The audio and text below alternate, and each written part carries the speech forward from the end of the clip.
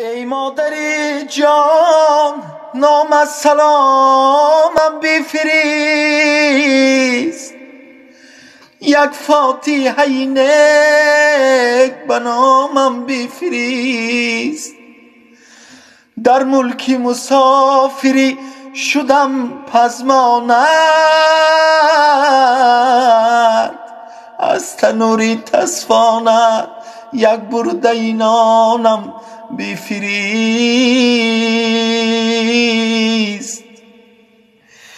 بهار آمد نیامد بوی مادر، شدم پزمان و چشم و روی مادر. نمی ارزد هزاران نوده گل، به یک تاری سفیدی موی مادر.